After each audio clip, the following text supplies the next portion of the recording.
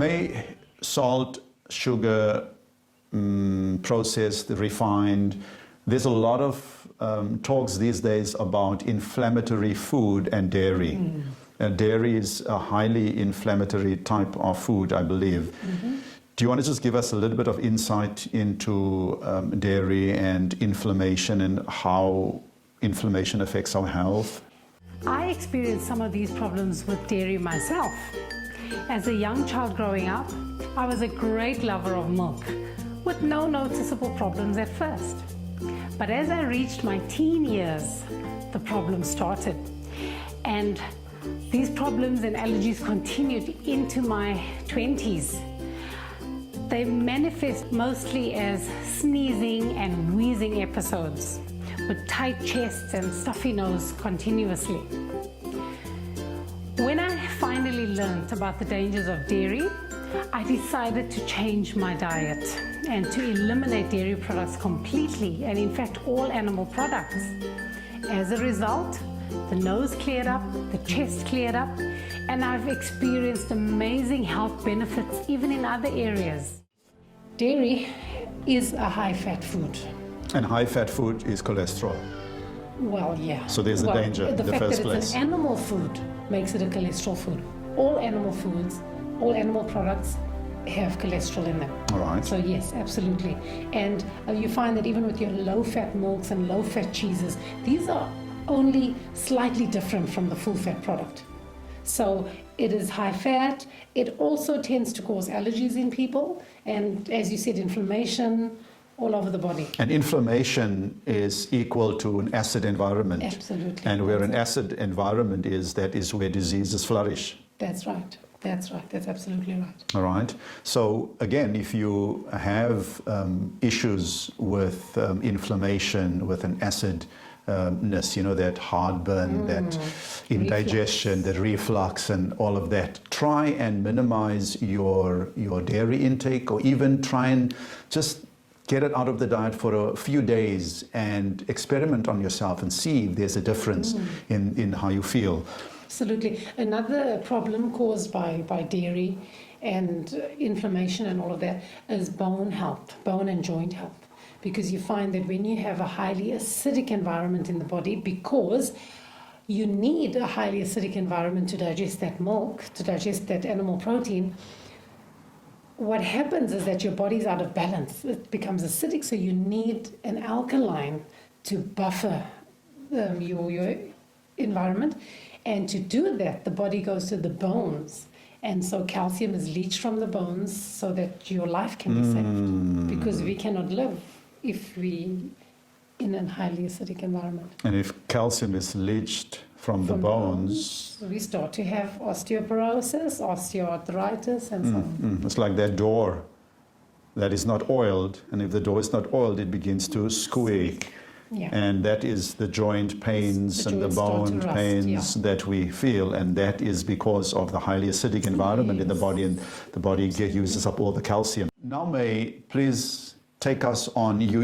We spoke about all these negatives. There's got to be some positives. What should the plate look like for optimal health? We don't want to be part of the 38 million people that die every year. We want to, let me step back. Not just, we don't want to be part of the 38 million people that die, but we don't want to help the enemy that is out to steal, kill, and destroy our health. We don't want to work with him. We want to work with the one that wants us to have life in abundance. Absolutely. What should we do? What should the plate look like so that we can experience life in abundance? Well, going back to that analogy of the car and the petrol, diesel, God created the body and He wrote the manual.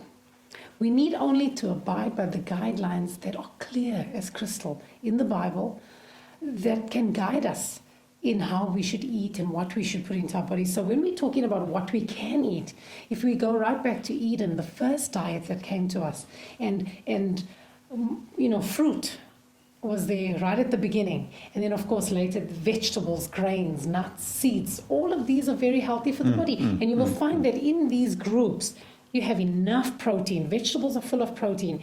You find that you have enough of the oils, the healthy oils. You find there's enough sugar, like in the fruit. You find there's enough fat, like in certain fruits and in the nuts and the seeds and so on. So what God has given us right at the beginning, in the manual, that is what we should use. Just as we would, whenever something is wrong with the car, we would consult the manual. And when something goes wrong with the body, instead of just taking a pill to ease the symptoms, we need to go back to the manual. All right. Well said. And follow this method, and we will be much healthier. Very, very practical. Make it even more practical for us. Take us to the breakfast plate. The breakfast plate.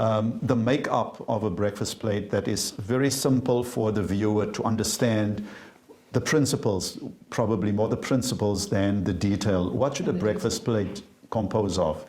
Well, for everybody it will be different, like you've said in the actual composition, the actual details. But basically, it would be good to have about 50% of your breakfast plate as fruit. All right. You're starting out the morning, after you've had your water, you've had your flush for the morning. Just like your toilet needs to be flushed, your body needs to be flushed. You need to keep clean, and especially in the morning when your body becomes slightly more acidic in the morning. So it's good to drink a lot of water in the morning, have a good flush, and then later on, about 30 minutes after you're drinking, have a meal. 50% of that should be fruit, because fruit is full of fiber, full of water. It continues with the process of elimination, so it helps in that process as well.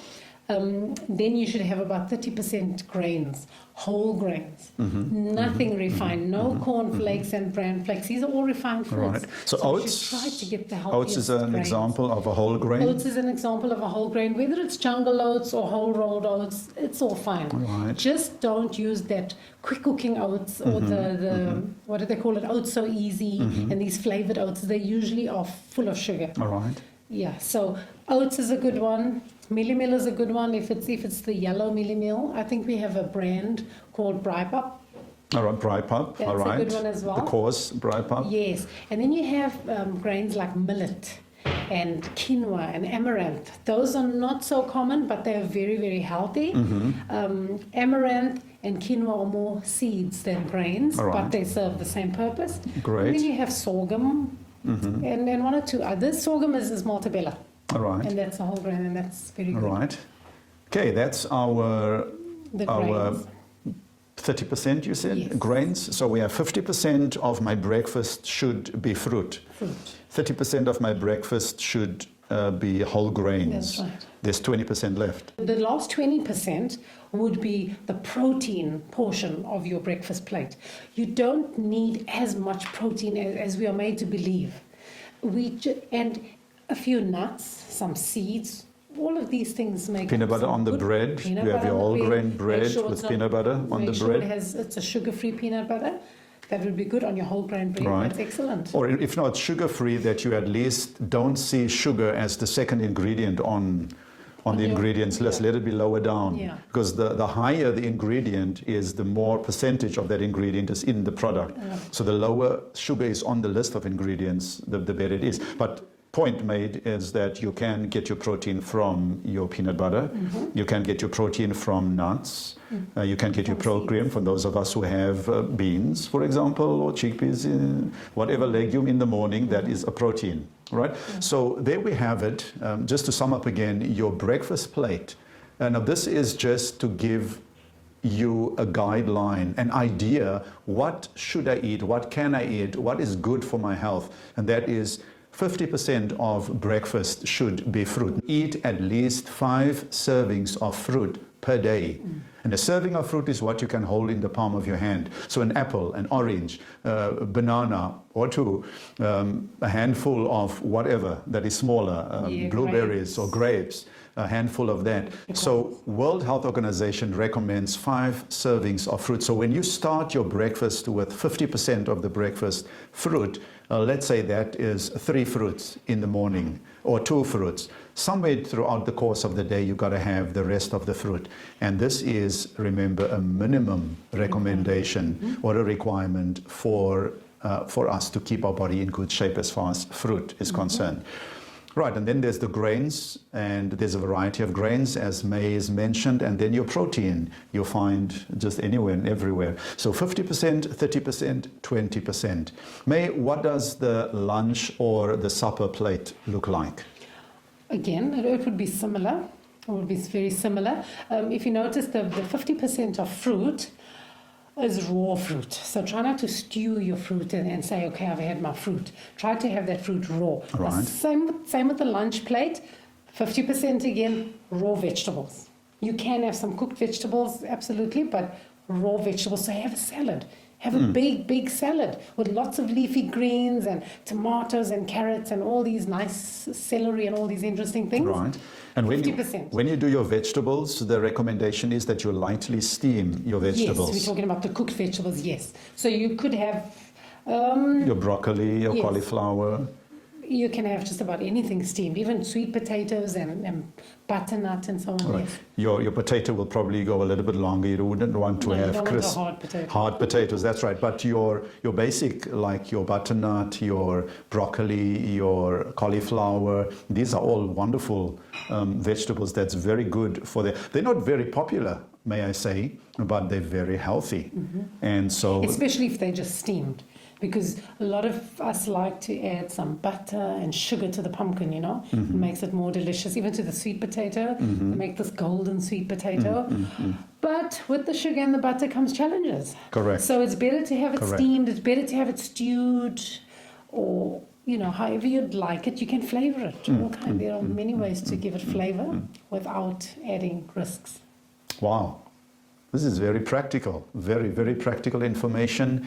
And once again, we just want to make you aware that yes, there is the bad and the ugly, but there is the good as well. God has given us an abundance of good to keep our bodies in optimal health. As we have seen from this brief video clip, that the plate can be one of the biggest weapons of mass destruction. But if we make the right food choices, it can reverse those unfortunate conditions. Your wrong food choices will bring you lots of discomfort, disease, and even death. Yet the right food choices has the most amazing ability to bring healing, health, and happiness. Remember, you were fearfully and wonderfully made. Your body is the dwelling place of God. You are not your own. He has bought you, not with silver or gold, but with His precious blood. He has made you to be the manager of your body. Manage it well. Watch what you put into your mouth. Be responsible and trust God to give you His grace to make the right, healthy choices so that you may experience life in abundance. God bless you.